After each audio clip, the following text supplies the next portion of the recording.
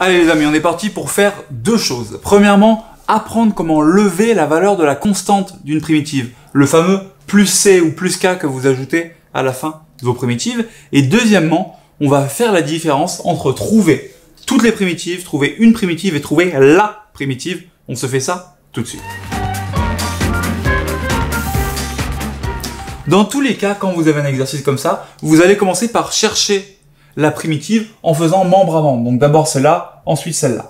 Ici, je sais que quelque chose que je pourrais dériver et qui donnerait petit f, ça serait une fonction qui s'appellerait grand F. Il y aurait un plus au milieu. Là, j'ai un 3 fois exponentielle de x, donc je sais que ça commencerait par 3.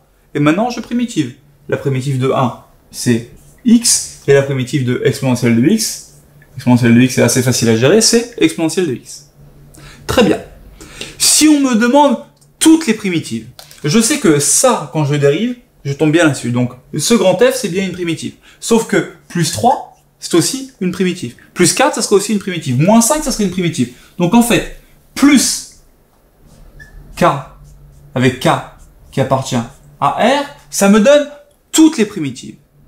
Si on me demande une primitive de F, j'ai pas besoin de m'embêter avec ça. Parce que si j'en veux une, sous-entendu n'importe laquelle, j'ai qu'à prendre K égale 0, tout simplement, plus 0. Et plus 0, on le note même pas.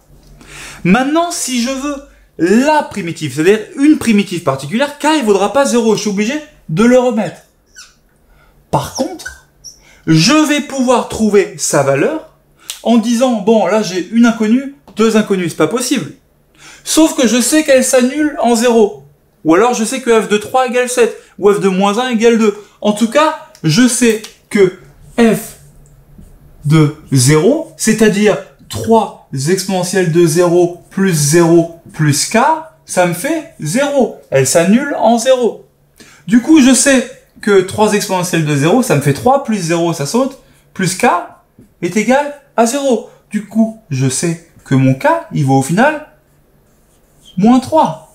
Et du coup, la primitive particulière de f qui s'annule en 0, c'est f de x égale 3 exponentielle de x plus x moins 3. Et je peux encadrer. À vous de jouer. On a mis des exercices en dessous pour que vous compreniez bien ces subtilités entre toute, une et là. Vous êtes des vrais champions.